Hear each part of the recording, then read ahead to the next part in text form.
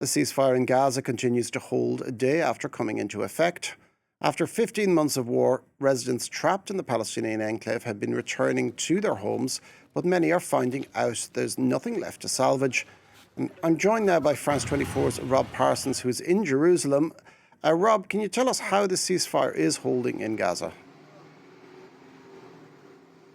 Well, at this stage, it's certainly holding, Oliver. The question really is, where do you begin to deal with the umpteen problems that the agencies, the aid agencies who are in Gaza are having to deal with at the moment? Starting with the fact that it's not clear yet, how many people remain under the rubble. The highly respected British medical journal, The Lancet, reckoned that the figures given of around about 47,000 dead were short by about 40%. The estimate is that underneath that rubble there could be another 10,000 bodies.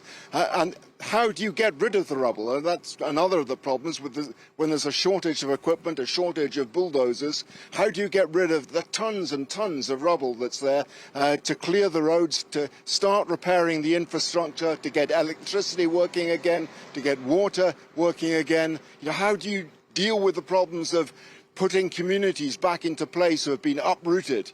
2 million people have been forced to leave their homes out of a population before the war of 2.3 million.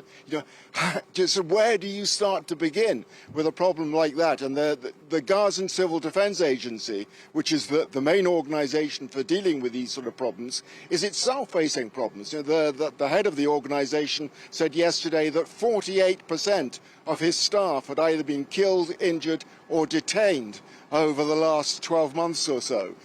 So immense problems that have to be dealt with. And also against the background of expectation on the part of the people who are still living there. A large number of them want to start heading back to their homes as soon as possible, but the conditions aren't in place for them to do so. It's almost unimaginable, the situation and the difficulties that are being faced on the ground. Now, we had 90 Palestinian prisoners released in that prisoner for hostage exchange on Sunday, most of them from the West Bank. What has the reaction been to these releases in both Israel and on the Palestinian side?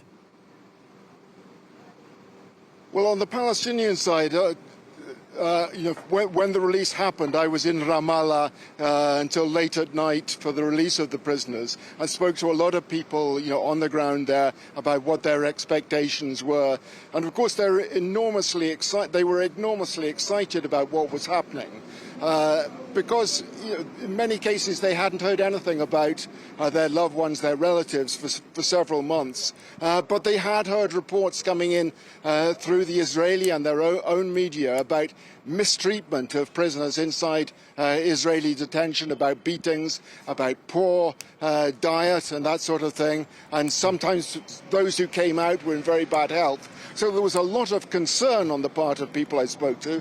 And we at France 24 spoke yesterday, Monday, to a Palestinian woman, a journalist, who had been released in that first batch of 90. And she described some of the conditions that she faced. She said her detention. I should mention, first of all, she has been detained in the past. She has a reputation as an activist. Her father is a Hamas leader on the West Bank, but she described her arrest as being completely without justification.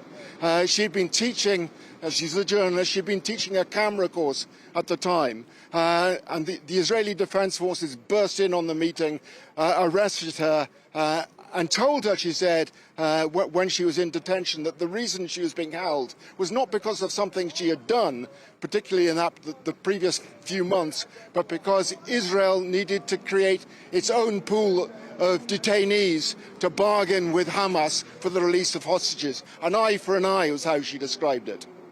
And just finally, has there been any reaction among the Israeli far right to the Trump administration suspending those sanctions that had been imposed on far-right settlers, some far-right settlers, by the Biden administration?